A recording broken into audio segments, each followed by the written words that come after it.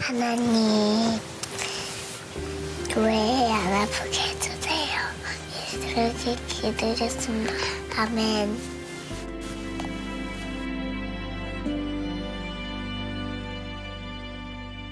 여호와는 너에게 복을 주시기를 원하며 너를 지키시기를 원하시며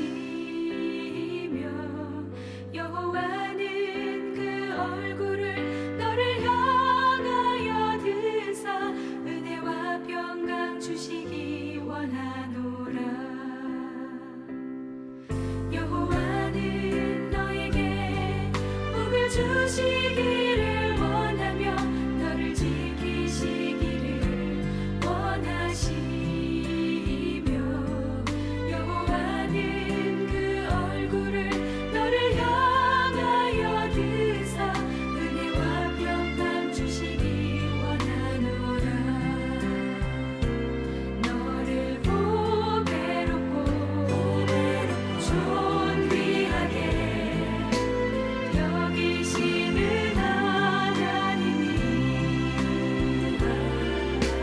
내 삶 속에서 이 약속을 신실하게 이루시리.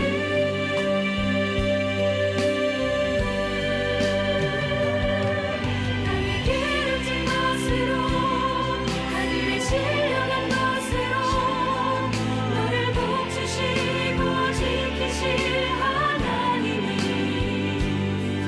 너의 영혼 잘 되도록 은혜 베푸시며 영광으로 인도하시리. 나의 기름진 것으로 하늘의 신령한 것으로 너를 복주시고 지키실 하나님이 너의 영혼 잘 되도록 은혜 베푸시며 영광으로 인도하시리.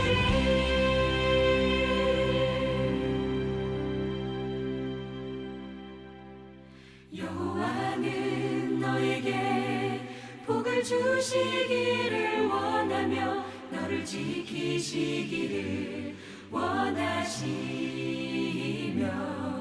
여호와는 그 얼굴을 너를 향하여 드사 은혜와 평강 주시기 원하노라.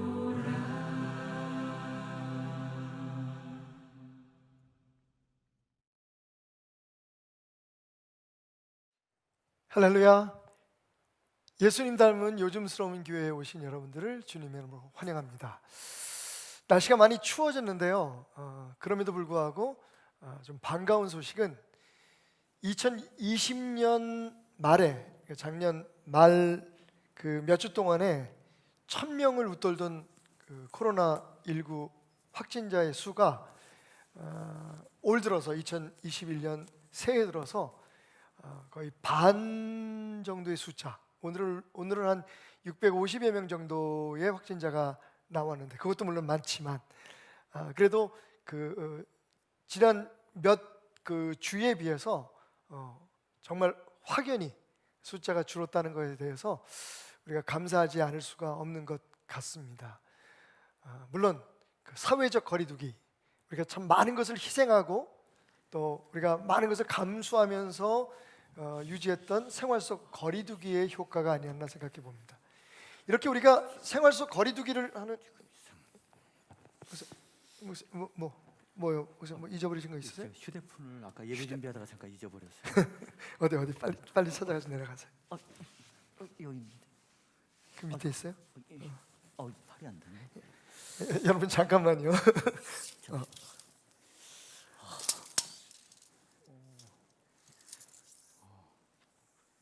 손이 안 닿아요, 목사님? 예. 목사님 잠깐 팔 좀 잠깐만요. 팔? 내 팔? 잠깐만. 나 짧은데. 딱이네. 목사님. 내 팔이 닿을 것 같아요. 70cm인데. 여러분 죄송합니다. 이게 빨리 이 사람 내려보내야지 문제가 해결될 것 같아. 야, 아유. 이거 맞아요? 아유 감사합니다. 고맙습니다. 네. 아이고 참 도움이 돼서 다행입니다. 우리 목사님 팔 길이가 70cm네요. 아이고 예. 짧으셔라. 아이고 참 남말하세요. 자기는 팔도 안다면서. 예, 제 팔 길이는 70cm라고 지금 우리 목사님이 공개적으로 말씀하시는데 2010년도 40대 여성들의 평균 팔 길이가 69.8cm입니다. 그러니까 제가 무슨 얘기를 하고 있는 거지 내가? 여러분 이렇게 우리가 사회적 거리두기를 하는 가운데 그럼에도 불구하고 하나님을 믿는 우리들이 극복해야 될 거리, 더 정확히 말씀드린다면 더 가까이 접근해야 할 거리가 있습니다. 그 70cm의 거리, 오늘 그 70cm 거리의 비밀에 대해서 여러분과 함께 생각해 보고자 합니다. 자, 오늘 말씀에서 우리는 12년 동안 자가격리 상태에 있었던 여인을 만날 수 있습니다.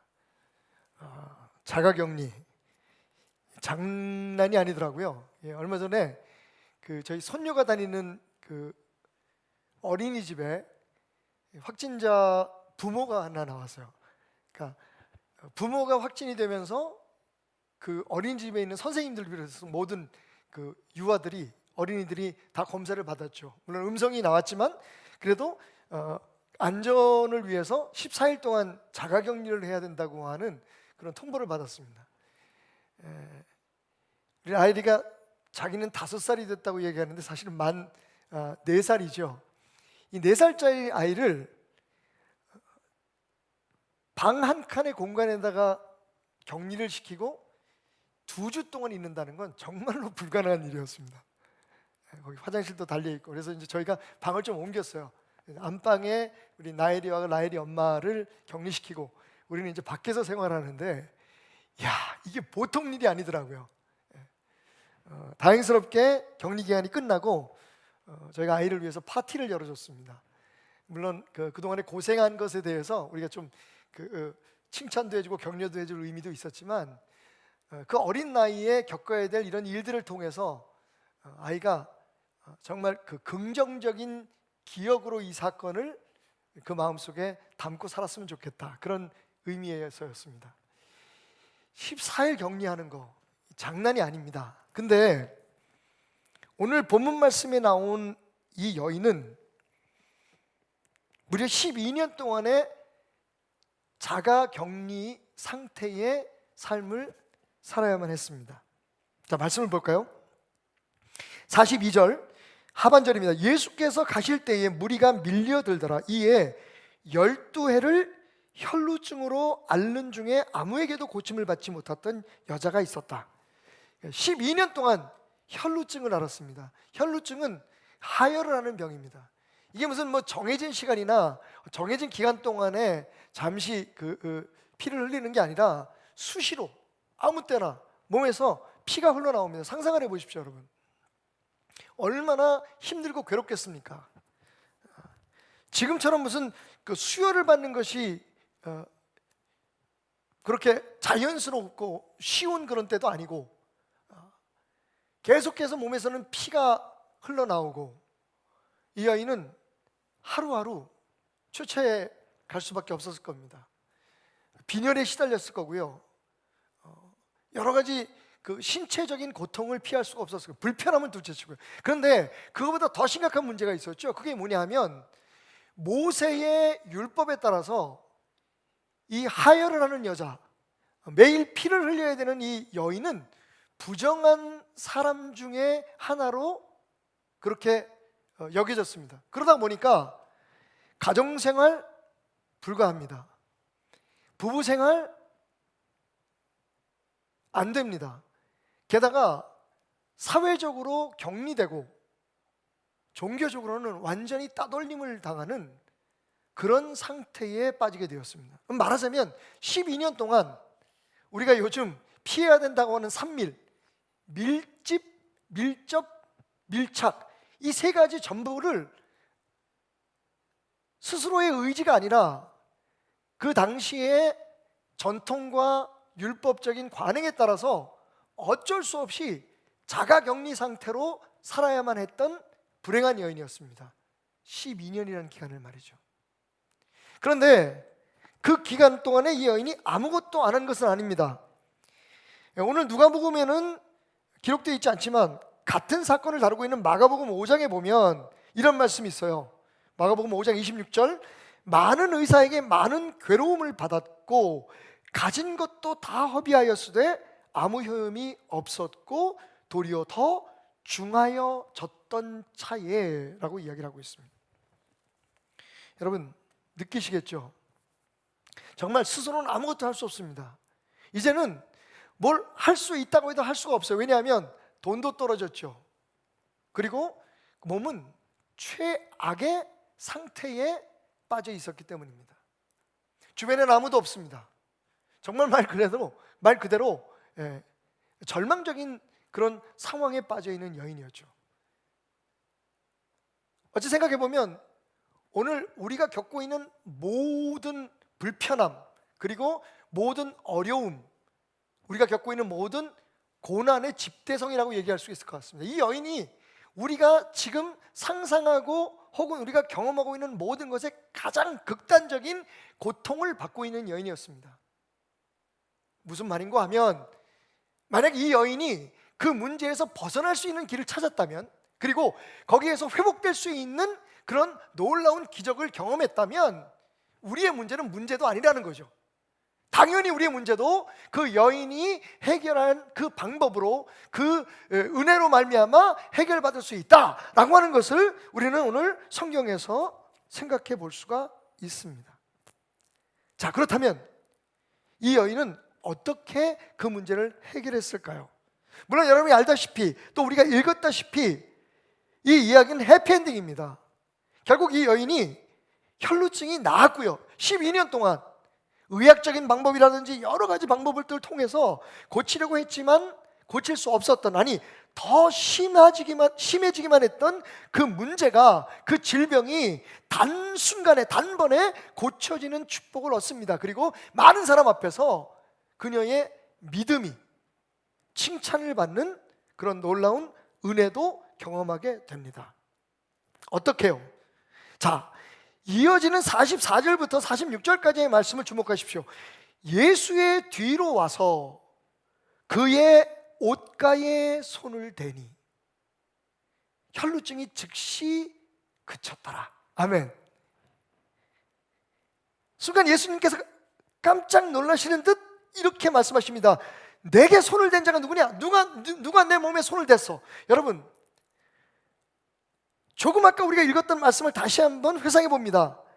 그녀가 한 것은 몰래 사람들 군중 속에 숨어들어서 자기의 신분을 다 알고 있는 사람들 속에, 그 동네 사람들 속에 그는 당당하게 걸어갈 수가 없었습니다. 그럴 힘도 없었을 뿐만 아니라 그럴 수도 없었습니다. 말씀드렸듯이 이 여인은요 12년 동안 자가격리 상태에 있었던, 심리적으로도 그렇고 사회적으로 종교적으로 완벽하게 격리되어서 살아야만 했던 상황이 있었기 때문에 예수님 앞에 나간다는 그 사실이, 사람들이 모이는 곳에 들어간다는 사실이 사실은 허용되지 않았던 것입니다. 그래서 정말 예수 뒤로 다가가서, 여러분 여기서 이 여인의 놀라운 결단을 보셔야 합니다. 어찌 보면 어떤 수모를, 무슨 일을 당할지도 모르는 그 상황에서 예수께 나가야만 고침을 받을 수 있다고 생각하고 그것을 행동으로 옮기는 이 여인의 열심, 그 열정을 여러분 주목하셔야 됩니다. 그리고 기껏 한 것이 예수님 옷가라고 얘기했습니다. 여러분, 예수님의 옷에 손을 댔다고도 얘기 안 하고 누가는 예수님의 옷가, 그러니까 옷자라 끝입니다. 옷가에 손을 대는 순간 예수님 말씀하십니다. 누가 내 몸에 손을 대느냐? 여러분, 그 다음에 이어지는 베드로의 반론을 보면 그 상황이 어땠는지를 우리가 추측해 볼 수 있습니다. 베드로가 이르되 주여 무리가 밀려들어 미나이다. 이게 무슨 얘기입니까? 이렇게 많은 사람들이 지금 주님을 에워싸고 있고 우리 주변에 이렇게 많은 사람들이 서로 예수님께 가까이 와서 예수님을 보려고 접근하고 서로 밀치는 상황 속에서 예수님 못 만진 사람이 한두 사람이겠습니까? 심지어는 예수님과 부닥친 사람이 한두 사람이겠습니까?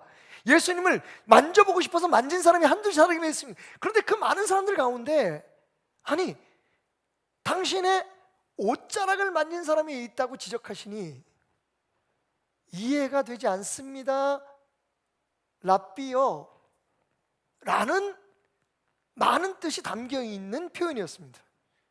그때 예수님께서 아주 확실하게 이렇게 말씀하십니다. 아니 내가 알지. 수많은 사람들이 나를 만지고 수많은 사람들이 내게 부닥쳤지만 내 옷자락에 스쳐갔지만 그 사람들의 모든 접근과 그 사람들의 모든 접촉은 아무 의미가 없었어.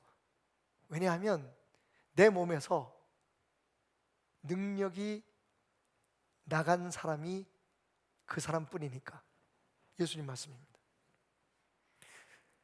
내게 손을 댄 자가 있다 분명히 이는 내게서 능력이 나간 줄을 내가 느꼈기 때문이야. 내가 압니다 라고 말씀을 하십니다. 여러분 이 이야기 속에서 12년 동안 제가 아주 단적으로 지금 우리의 상황에 빗대어서 적용시킬 수 있는 그런 표현으로 12년간 자가격리 상태에 있었던 여인이라고 표현을 했습니다. 이 여인이 단순간에 운명이 바뀝니다. 그녀의 삶이 아주 즉시 그 자리에서 변화됐을 뿐만 아니라 여러분 그녀가 치유받으면 우리는 그 후에 어떤 일들을 상상하게 되나요? 그동안에 단절되고 격리되었던 모든 것에서 자유로워지고 다시 연결되지 않겠습니까? 가정생활도 가능하고 부부생활도 가능하고 자녀들을 키우는데 문제가 없고 심지어는 회당, 즉 지금으로 말하면 교회에 나가서 예배 드리는 것도 허용되는 모든 문제가 다 해결되는 겁니다. 바로 그 역사가 어떻게 일어날 수 있었느냐 하는 겁니다. 여기는 두 가지 우리가 기억해야 될 요소가 있습니다. 첫 번째는 여러분 믿음입니다. 역시 같은 이야기를 우리에게 전해주고 있는 다른 복음서에 보면 예수의 소문을 듣고 무리 가운데 끼어 뒤로 와서 그의 옷자락에 손을 댔다라고 이야기하고 있습니다. 이 여인은 어떤 그런 과정이었는지 어떤 루트였는지 모르지만 예수님에 대해서 듣게 되었고 예수님에 대해서 알게 되었고 예수님에 대해서 믿게 되었고 그리고 예수님에 대한 기대를 갖게 되었습니다. 이게 첫 번째 요소입니다. 자, 다시 누가복음으로 가볼까요? 베드로가 이렇게 얘기합니다. 수많은 사람들이 선생님을 만졌을 텐데 선생님에게 접촉을 했을 텐데 왜 지금 이 순간 그 사람에게 능력이 나갔다고 말씀하십니까? 여러분 그 수많은 사람들의 터치, 그 수많은 사람의 접근, 그 누구보다도 힘이 있고 능력 있고 그리고 빠르고 재주가 있고 혹은 주변에 아는 사람들, 제자들과의 친분이 있거나 뭐 이런 여러 가지 인간관계 때문에 예수님에게 가까이 와서 예수님과 접촉하고 예수님께 접근하고 예수님을 만지고 예수님과 스치고 부닥쳤던 모든 사람들에게는 아무런 일도 일어나지 않았어요. 왜 그렇습니까? 이 여인이 가지고 있던 그 믿음이 없었기 때문입니다. 예수라면 내 병을 고칠 수 있어. 심지어는 성경은 말합니다. 예수님의 옷자락에만 손을 대도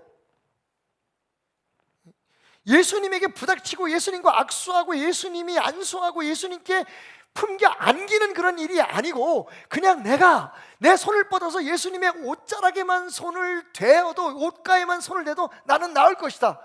여러분 그날 그 시간 그 장소에서 수많은 사람들이 예수님과 접촉을 했지만 그들에게는 아무런 능력도 나가지 않았습니다. 왜?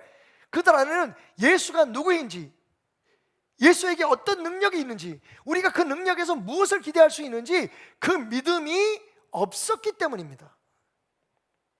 이 여인에겐 그게 있었습니다.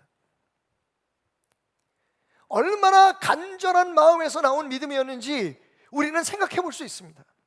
마지막 희망입니다. 예수가 아니면 안 된다. 그리고 예수는 할 수 있다. 그 믿음 하나로 이 여인은 예수님께 나아갑니다. 얼마나 많은 위험과 장애를 극복해야 했는지 모릅니다. 그런데 이 여인에겐 믿음이 있었습니다. 우리가 우리의 삶에 있는 문제, 지금 우리가 당면하고 있는 여러 가지의 문제들을 해결하는 그리스도의 능력을 경험하기 위해서 무엇보다 필요한 것은 예수님에 대한 믿음입니다. 예수님이 누구인지 알아야 합니다. 그리고 그분이 무엇을 우리에게 하실 수 있는지, 우리가 그분에게 무엇을 기대할 수 있는지, 우리가 그동안에 그분에 대해서 그분을 예배하고 그분에 대해서 배우고 그분에 대해서 들었던 모든 말씀들과 그분과 함께 나누었던 많은 교제들을 통해 이미 우리에게는 그 믿음이 있습니다. 우리는 예수님이 누군지 압니다. 아멘. 그분이 어떤 분이시죠 압니다. 자, 예수님에 대해서 제가 좀 시간을 내서 연구를 해봤어요. 예수님께서 이 땅에서 행하신 이적들을 한번 설명을 해봤습니다. 스터디를 해봤더니 예수님께서 혹시 제가 빼놓은 게 있을지 모르겠는데 35개의 기적을 행하셨어요. 그 중에서 35개의 기적 중에서 26개가 인간에게 직접 행하신 기적이었습니다. 이적이었습니다. 다시 말하면 병을 고친다든지 혹은 그 어떤 장애를 회복시켜 주신다든지 정상적으로 뭐 이런 일들을 하셨는데 그 중에서 세 번의 경우는 26번 중에 3번의 경우는 죽은 사람을 완전히 숨이 끊긴 사람들을 다시 소생시키시는 부활시키시는 그런 놀라운 기적이었습니다. 이 26번이 인간에게 행한 기적이었어요. 이 말은 무엇입니까? 예수 그리스도에게 사람의 병을 고치고 심지어는 인간에게 있어서 가장 절망적이라고 말하는 죽음의 문제까지도 예수님에게는 해결할 수 있는 능력이 있다. 자, 그러면 35번 중에서 26번 이 인간에게 직접적으로 행한 그 기적을 제외하고 나머지 9번의 기적은 어떤 기적이었을까요? 자연 세계에 대한 기적이었습니다. 우리가 잘 아는 것처럼 풍랑이는 바다를 잔잔케 하신 사건, 바다도 파도도 바람도 예수님의 말씀 앞에 잠잠하여 졌습니다. 아멘. 그뿐만 아니라 물로 포도주를 만든 사건, 물이 포도주가 되는 놀라운 기적의 역사가 완전히 하나의 물질이 전혀 다른 물질로 변화되는 놀라운 기적, 매크로 미러클이 일어난 사건도 있었습니다. 그뿐만 아니라 여러분 아시다시피 물고기 2마리 보리떡 5개로 작은 양의 물고기와 보리떡으로 엄청나게 많은 사람들을 먹일 만한 그런 기적을 일으키신 것도 있었습니다. 그것이 9번의 자연 혹은 어떤 물질에 대한 기적이었는데 이것은 우리에게 무엇을 상징합니까? 예수님께서 이 땅의 모든 자연 세계를 다스릴 수 있는 능력이 있고 그리고 우리의 삶에 필요하고 우리의 삶에 없어져야 하고 또 우리의 삶에 꼭 그 있어야 할 여러 가지 것들에 대한 통제력도 주님께 있다는 겁니다. 그것을 작게 할 수도 있고 변화시킬 수도 있고 더 나은 것으로 만들 수도 있고 더 많이 불어나게도 할 수 있고 우리의 필요를 채울 수 있는 모든 물질적인 권세가 그분에게도 있다는 것을 우리에게 말합니다. 이 35번의 예수님의 기적들은 사실 우리가 가지고 있는 현실적인 모든 문제를 해결할 수 있는 능력이 그분에게 있다. 아멘. 그분에게 있다. 그 능력이 그분에게 있다는 것을 우리에게 말해주고 이것을 믿는 것이 믿음입니다. 이것을 아는 것이 믿음입니다. 그리고 그러한 역사가 우리에게도 일어날 수 있다는 것을 기대하는 것, 그것이 믿음입니다. 바로 12년의 혈루증으로 고통받고 있던 이 여인이 가지고 있었던 믿음, 그것이 바로 그런 믿음이었다는 거죠. 자, 이 여인이 치유받은 첫 번째 요소가 믿음이었다면, 자, 두 번째는 무엇일까요? 그것은 바로 그 믿음을 가지고 예수님께 손을 뻗었다는 겁니다. 아니, 그 이전에 예수님께 다가가서 그 손을 뻗어 자신이 가지고 있는 그 믿음을 행함으로 증거했다는 겁니다. 여기서 저는 오늘 이 전체 말씀 가운데 가장 중요할지도 모르는 이 부분을 여러분들에게 선포하려고 합니다. 한번 따라해 보실까요? 믿음만으로는 부족합니다. 믿는 것만으로는 부족합니다. 다가가 손을 뻗으십시오. 여러분, 지금 같은 때에 우리가 가지고 있는 가장 심각한 신앙의 문제점이 뭔지 아십니까? 그냥 기다리는 겁니다. 예전에 우리가 했던 것처럼, 우리가 예전에 신앙생활을 했던 것처럼 그냥 내가 예수님을 알고 있고 예수님을 믿고 있다는 그 사실에 안주하려고 하는 겁니다. 지금처럼 그 어느 때보다도 주님의 도우심이 필요하고 그 어느 때보다도 주님의 응답과 기적이 필요한 이 시간에 우리가 편안할 때, 우리가 안일할 때, 우리의 삶에 별로 문제가 없었던 것처럼 느껴졌을 그 순간에 가지고 있는 것처럼 그냥 나는 예수님을 믿는 사람이야, 나는 교회를 다니는 사람이야 라고 하는 안일한 신앙에 안주하고 있다는 것이 우리의 문제입니다. 심지어는 이렇게 착각하죠. 내가 여기서 기도하며 기다리면 주님께서 내게 그 기적과 축복을 안겨주실 것이다. 여러분, 다시 예수님께서 행하신 35가지의 이적의 이야기로 돌아가 보십시다. 예수님에게는 사람의 질병을 고치고 생명을 살리고 그리고 이 세상의 모든 자연계와 물질계를 통제할 수 있는 능력이 있으신 분이라는 것을 그 기적은 나타내고 있지만, 여러분, 그 기적을 행하신 예수님의 방법은 다양합니다. 아주 흥미로운 부분이에요. 25번, 35번 중에 25번은요 예수님께서 직접 손을 대시거나 손을 붙들어 일으키시는 접촉을 통해서 행하셨습니다. 눈먼 자의 눈에 손을 대시거나 죽은 야이로의 딸을 일으키시거나, 그러니까 예수님이 직접 만지시고 접촉하시고 안수하심으로 25가지의 이적을 행하셨습니다. 그런가 하면 35번 가운데 10번은요 예수님께서 말씀으로만 고치십니다. 손을 안 대십니다. 어떠한 육체적인 접촉도 없이 소위 안수나 안찰 같은 그런 활동이 아니라 그냥 말씀으로 내 믿음이 너를 구원하였다, 내 소원대로 되리라. 10번은 예수님께서 아무런 접촉 없이, 쉽게 말하면 비접촉, 언택트 기적을 행하셨다는 거예요.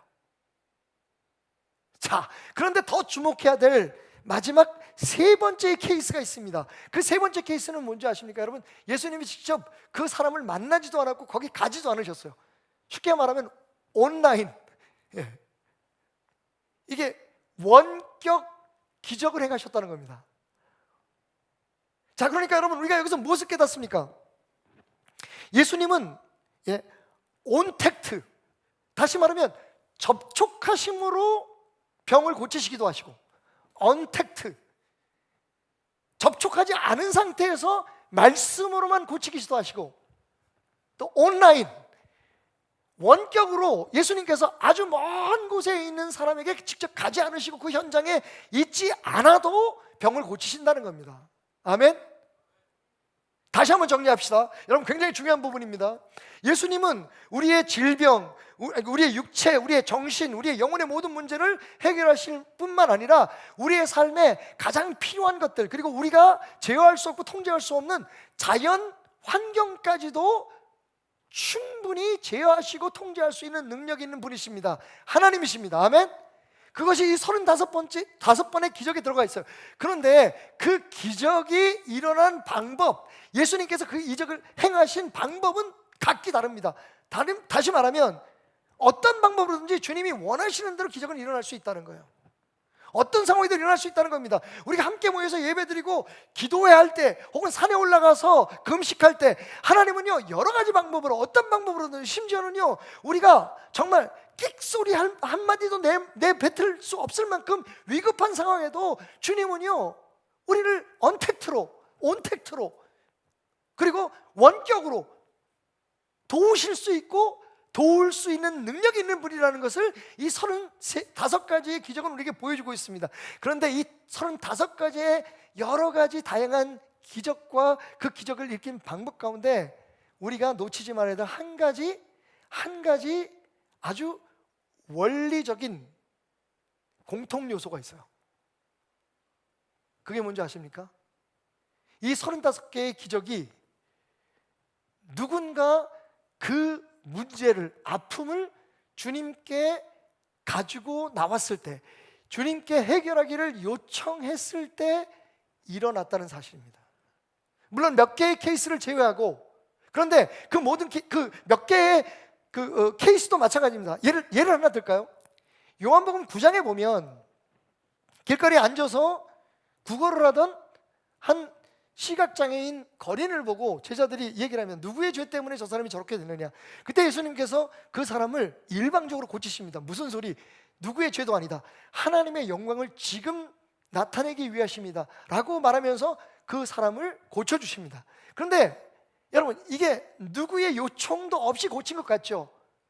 근데 거기서 우리가 놓쳐야 되지 말아야 될 또 하나의 사실이 있습니다. 그게 뭡니까?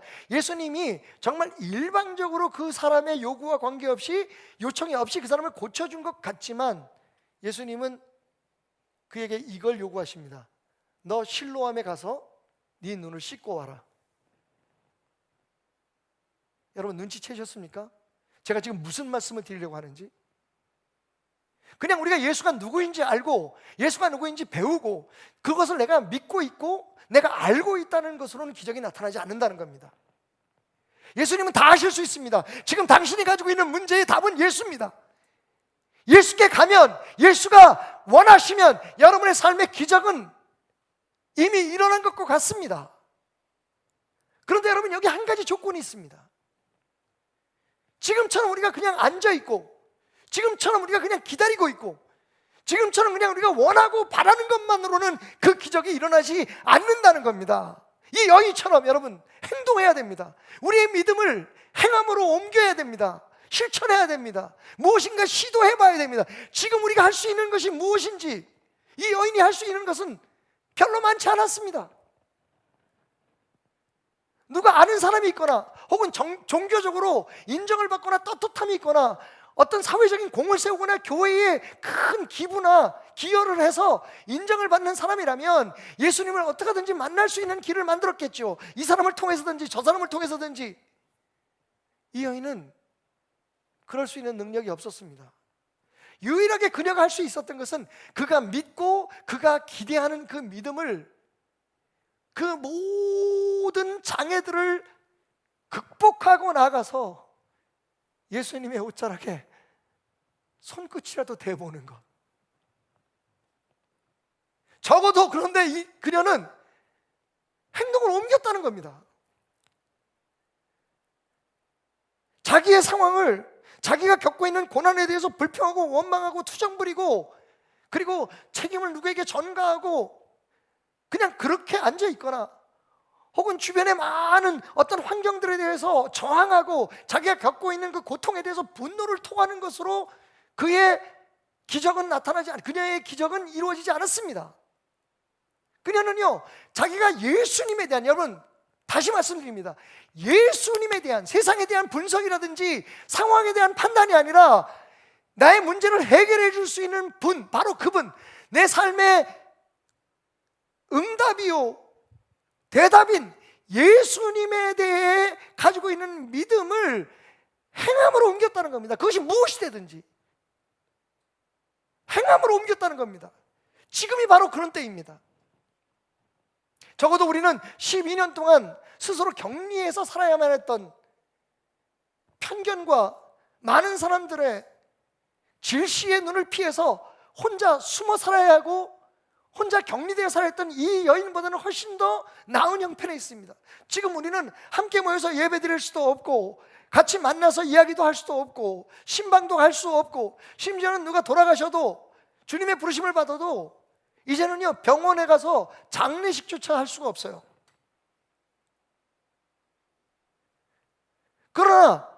우리에게는 예수의 옷자락만 만지면, 우리가 가지고 있는 예수님에 대한 믿음을 어찌하든지 실천하면 예수님의 기적이 바로 우리 손끝에, 그렇게 멀지 않은 곳에 기다리고 있다는 것을 우리는 알고 있습니다. 믿음만 가지고는 안 돼요, 여러분.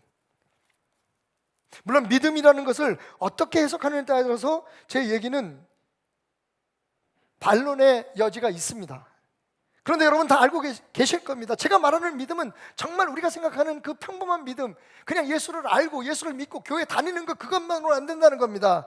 여러분, 야고보 선생님은 이 점에 있어서 그의 편지 2장에서 이렇게 여러 번 반복합니다. 14절, 내 형제들아, 만일 사람이 믿음이 있노라 하고 행함이 없으면 무슨 유익이 있으리요? 그 믿음이 능히 자기를 구원하겠느냐? 여러분, 그냥 믿고만 있는 것은 우리를 구원하지 못합니다. 여기서 구원이라는 말은 그냥 영원한 생명을 얻는 것이 아니라 우리의 삶에 지금 우리가 경험하고 있는 여러 가지 문제들 가운데서 우리를 벗어나게 하는, 질병이라면 치유하고, 무너진 상황이라면 회복하고, 끊어진 관계라면 그것을 다시 이어주는 예수님의 기적, 하나님의 기적의 능력은 우리의 믿음을 실천하고 우리의 믿음을 시도해보고 우리의 믿음을 무엇인가를 통해서 증거하고 증명하는 것에 있다고 말합니다. 행함이 없는 믿음이 무슨 유익이 있겠느냐? 지금이야말로 이 말씀이 우리의 가슴에 사무쳐야 할 때입니다.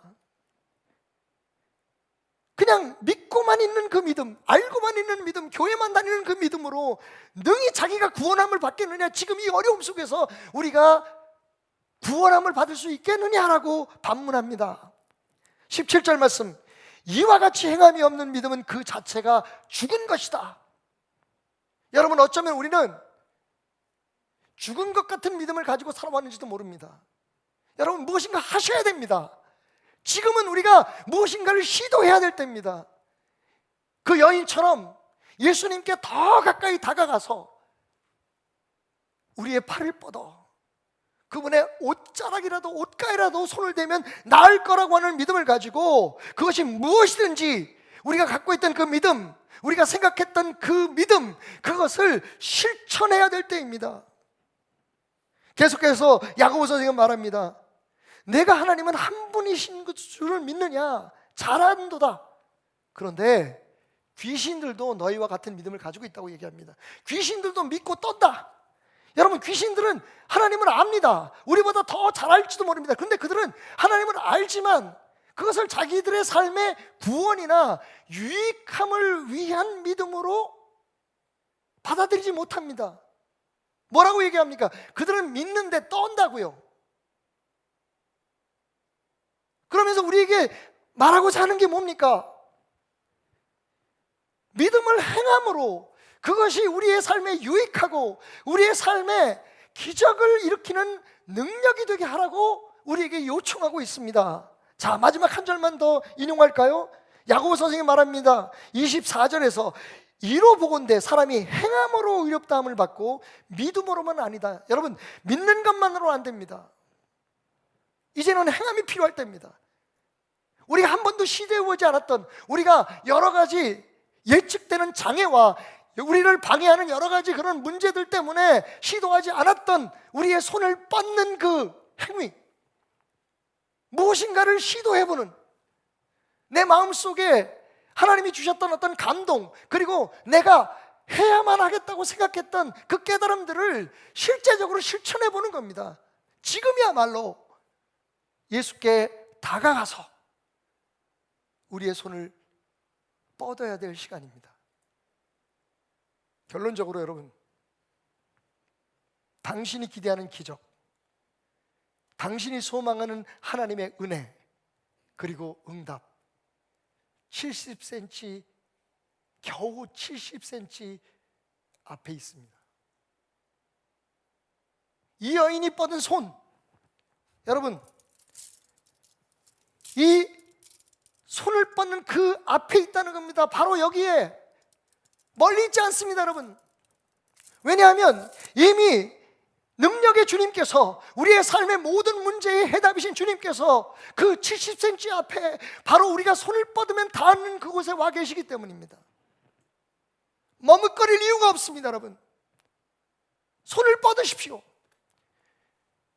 우리가 뻗은 손을 방해할 수 있는 것은 아무것도 없습니다. 여러분, 다시 말씀드리지만 이 여인이요, 처음부터 예수님께 다가가서 예수님의 옷자락을 만지기만 해도 나을 것이라는 기대를 가졌지만, 그런 믿음을 가졌지만 그럴 수 있을 것이라고는 확신이 없었습니다. 그녀는 그냥 그것을 시도했던 겁니다. 그것을 행했던 겁니다. 그렇게 해봤던 겁니다. 여러분이 말씀 속에서 답을 얻는 것이 여러분의 손을 뻗을 수 있는 행위일 수 있습니다. 여러분들이 그동안에 마음속에 누군가를 도와야 하고 무슨 일을 해야겠다고 생각하면서 미뤄왔던 것들에 대해서 헌금도 하고 봉사도 하고 여러분이 할 수 있는 것을 해보는 것이 70cm 앞에 있는 주님의 옷자락을 만지는 일일 수도 있습니다. 여러분들이 그동안에 이런저런 장애 때문에, 이런저런 걱정 때문에 용서하지 못했던 사람을 용서해주고, 연락하지 못했던 사람에게 연락을 하고, 그동안에 만날 수 없었던 사람에게 전가를 보내는 것, 그것이 여러분들이 그 여인이 극복했던 여러 가지 어려움 속에서도, 극복할 수밖에 없었던 여러 가지 어려움 속에서도 팔을 뻗어 주님의 옷자락을 만진 것처럼, 여러분, 그렇게 큰 일이 아닙니다. 마치 우리가 종교적으로 생각할 때 40일 금식 기도를 하고, 혹은 무슨 어떤 엄청난 재산을 기부하고, 여러분, 주님이 원하시는 것은 내 옷자락만 만져도입니다. 내 옷자락만 만져도. 여러분, 여기서 우리가 놓치지 말아야 할 또 한 가지 중요한 사실이 있습니다. 그게 뭡니까? 예수님의 은혜와 능력은 이미 거기 있다는 겁니다. 여러분, 예수님의 표현을 한번 제가 다시 분석해 볼까요? 예수님 뭐라고 말씀하십니까? 누가 내 몸에 손을 댔다, 내 몸에서 능력이 나갔다고 말씀하십니다. 여러분, 예수님의 능력은 그냥 자연 발사입니다. 자동적으로 흘러나갔다는 겁니다. 우리가 생각할 때 그동안에 우리의 믿음은 어떻게 하든지 하나님의 마음을 움직여서, 어떻게 하든지 예수님의 마음을 움직여서 우리의 어떤 행위나 우리의 헌신과 우리의 희생과 뭔가 좀 특별한 일들을 통해서 예수님이 우리에게 축복을 주시고, 하나님께서 그 마음문을 여셔서 우리에게 어떤 은혜를 주시기를 원했잖아요. 그런데 여러분, 이 여인의 경우에는 거의 강탈 수준입니다. 그것도 예수님의 옷가를 슬쩍 스친 것으로 예수님의 능력이, 어느 정도의 능력이요? 바로 그 즉시 12년 동안 앓던 병이 나을 만한 능력이 바로 그곳에서 유출되었던 겁니다. 할렐루야. 이 여인에게 12년 동안 흘러내렸던 그 피, 그 유출, 여러분, 예수님에게서는 순간적으로 능력이 유출됩니다. 옷가만 스쳐도 말이죠. 그 얘기는 뭡니까? 예수님은 언제든지 우리가 팔을 뻗어 70cm 앞에, 여러분, 상식적인 숫자인 것을 아시죠? 여러분의 팔 길이가 얼마인지 모르지만, 여러분, 이것은 그냥 팔 길이만을 얘기하는 것이 아니라 주님 앞에 여러분이 시도할 수 있는 작은 일들을 뜻합니다. 내 믿음을 증명할 수 있는, 내 믿음을 실현할 수 있는, 내 믿음을 증거할 수 있는 그 작은 움직임 하나, 예수님을 툭 건드리기만 해도 예수님의 능력이 확 쏟아져 나옵니다. 마치 물로 가득 찬 풍선을 바늘로 콕 찌르면 그 안에 물이 팍, 물풍선이 팍 터져서 우리의 온몸을 적시듯이, 무엇을 뜻합니까? 무엇을 알 수 있습니까? 하나님의 능력은 이미 우리에게 와 있다는 겁니다.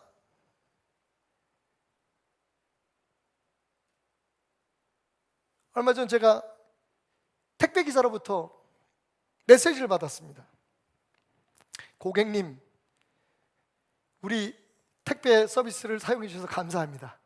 그런데 정책상 사회적 거리 두기를 실천하기 위해 고객님 문 앞에 배달된 물건을 놓고 가겠습니다. 거기까지입니다, 여러분. 하나님의 은혜는 이미 우리 곁에 와 있습니다. 얼마 앞에요? 우리가 손을 뻗으면 닿을 70cm 앞에. 내가 생각할 땐 별거 아니고, 내가 생각할 때는 아주 작은 일이라고 생각하는 바로 그 믿음의 실천, 믿음의 행함, 믿음의 실현, 바로 그 70cm 앞에 주님의 넘쳐나는 능력, 채워진 능력, 건들면 톡 하고 터질 것 같은 그 주님의 능력이 이미 우리에게 주어졌다고 성경은 말하고 있습니다. 예수 그리스도와 함께 은사로 주어졌다고 말이죠. 그렇습니다, 여러분. 지금 당신은 무엇을 원하고 있는지, 당신은 무엇을 기대하고 있는지 알지 못하지만 그것이 손만 뻗으면 닿을 수 있는 바로 그것, 70cm 앞에 와 있다는 것을 기억하시기 바랍니다. 멀지 않습니다. 그 거리는 멀지 않습니다. 우리가 이 팬데믹이 지나갈 때까지 서로의 사회적 거리와 생활 거리를 지켜야 하지만 주님과의 그 거리, 아니 내 삶을 송두리째 바꿔놓을 수 있는, 내 삶의 모든 문제를 단번에 해결할 수 있는 그 거리를 굳이 유지할 필요는 없습니다. 이사야 선지자는 이렇게 말합니다. 너희는 여호와를 만날 만할 때에 찾으라. 가까이 계실 때에 그를 부르라고 말입니다. 사도행전 17장에서 이렇게 얘기합니다. 이는 사람으로 혹 하나님을 더듬어 찾아 발견하게 하려 하심이로되 그는 우리 각 사람에게서 멀리 계시지 아니하도다 라고 말입니다. 당신의 문제가 무엇인지 우리가 함께 겪는 문제라면 좋습니다. 그렇지 않고 당신의 개인적인 문제라도 상관없습니다. 그 응답은 바로 70cm 앞 거기에 있습니다. 주 발 앞에 무릎 꿇고 그 사랑에 남기네. 어떤 말도 그 어떤 소리도 그 발 앞에서 잠잠해지네.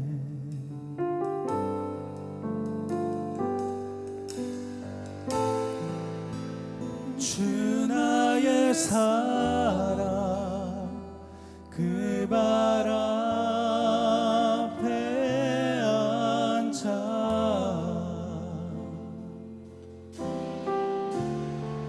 내 모든 기도는 사랑의 노래가 되네.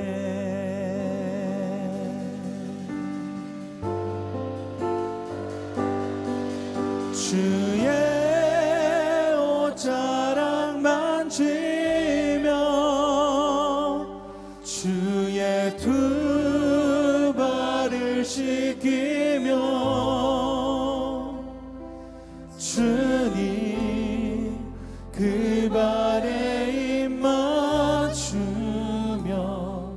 나의 왕관을 놓으리.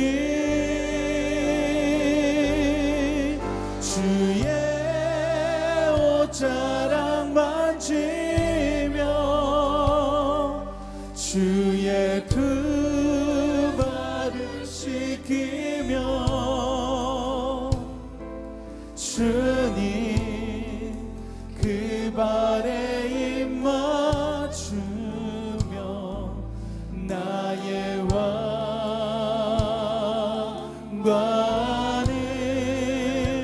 놓으리.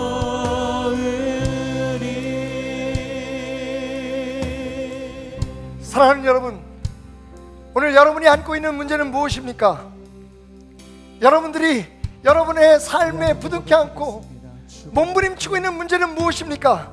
오늘 이 시간 바로 당신이 팔만 뻗으면 그곳에 당신의 삶의 모든 문제의 해결책과 회복할 능력과 치유할 힘을 가지시고 여러분을 기다리고 계시는 주님, 여러분 앞을 지나가시는 그 주님의 옷자락에 손을 뻗어 그 옷자락을 만지시기 바랍니다.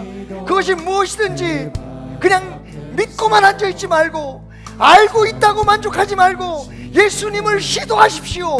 예수님을 도전하십시오. 예수의 능력이 그 넘쳐나게 쏟아지기 위해 예비된 그 능력이 당신의 삶에 몰아쳐내릴 수 있도록, 쏟아져 내릴 수 있도록 당신의 손을 뻗어, 그 손을 뻗어 70cm 앞에 있는 그 기적을 접촉하십시오.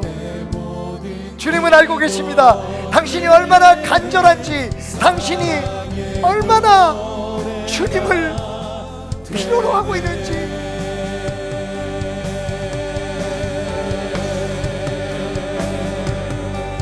주의 옷자락 만지며 주의 두 발을 씻기며 주님 그 발에 입 맞추며. 우리 앞에 기도할까요?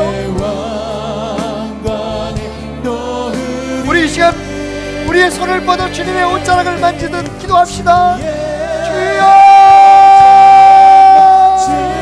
주여, 주여.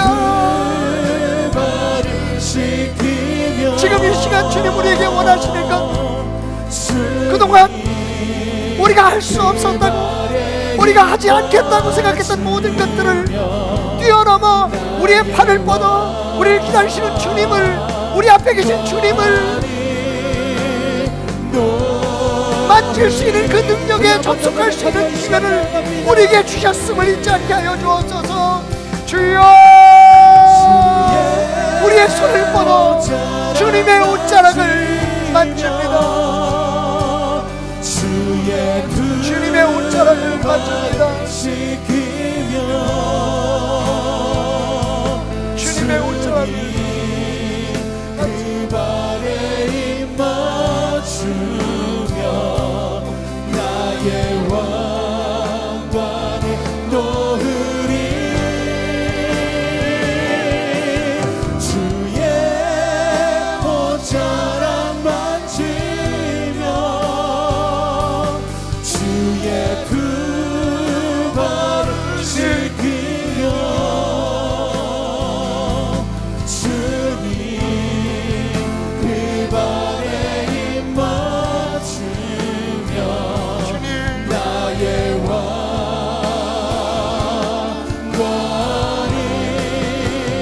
마지막으로 한 번 더 고백하며 이 시간 주님께 나아갑니다.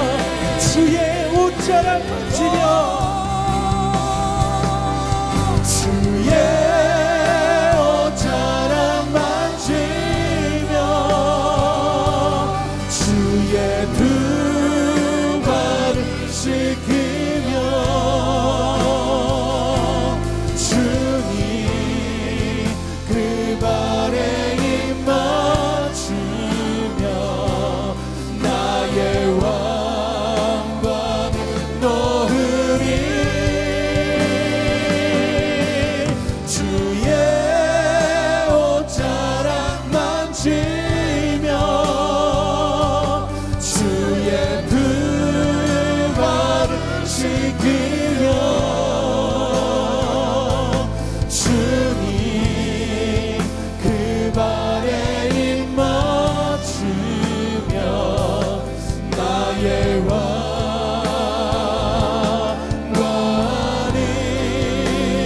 놓으리.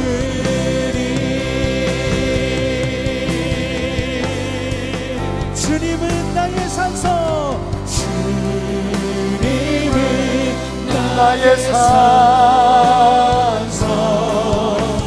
주님은 나의 요새, 주님은 나의 소망, 나의 힘이 되신 여호와.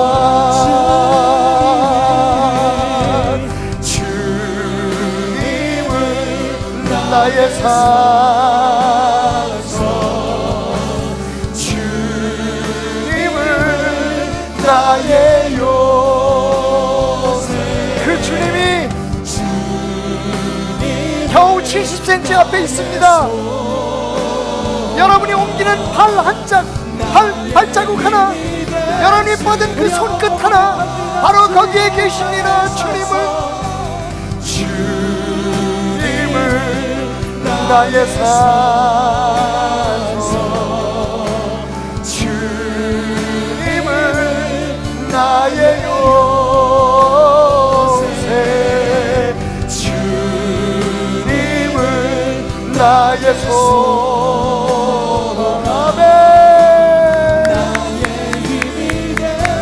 우리 마지막으로 한 번 더 고백하며 주님은 나의 산소,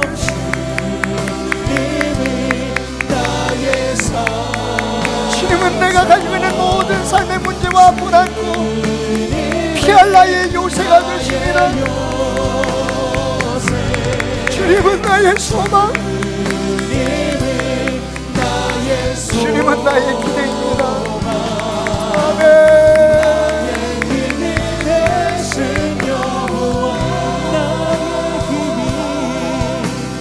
나의 힘이 되신 여호와, 나의 힘이 되신 여호와. 하나님, 능력의 주여, 생명의 주님, 우리가 미처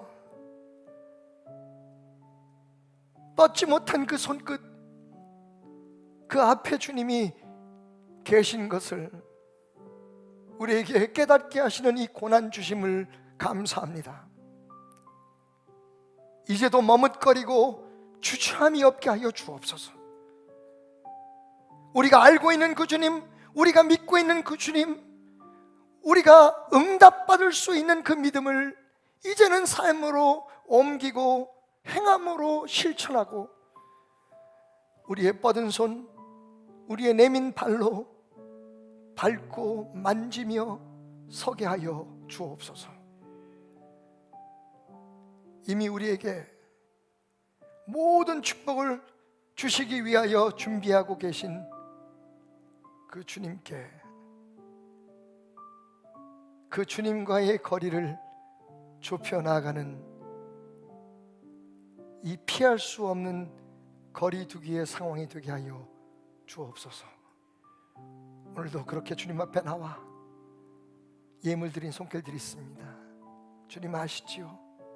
주님의 옷자락만이라도 드린 예물은 작고, 하나님 우리의 마음에 항상 부족함이 있지만 우리의 내민 손으로, 그 손끝으로 받아주시고 주의 축복의 그 문고리에 그 주님의 축복 보따리 끝자락에 우리들의 손이 닿게 하여 주옵소서. 하늘 문이 열리고 하나님이 모든 어려움에서 일어나고 회복되고 치유되는 축복이 임하게 하여 주옵소서. 오늘 온라인으로 오프라인으로 예배하고 예물 드리고 찬양하고 마음 드린 모든 성도들의 삶과 그 가정과 자녀들과 하는 모든 일들, 특별히 주님 세우신 주의 마지막 기대와 소망인 이 땅 위의 교회들 위해 예수 그리스도의 은혜와 하나님 앞에 하나님의 변함없는 사랑과 성령님의 역사하시며 인도하심이 영원히 함께 하시기를 축원하옵나이다. 아멘.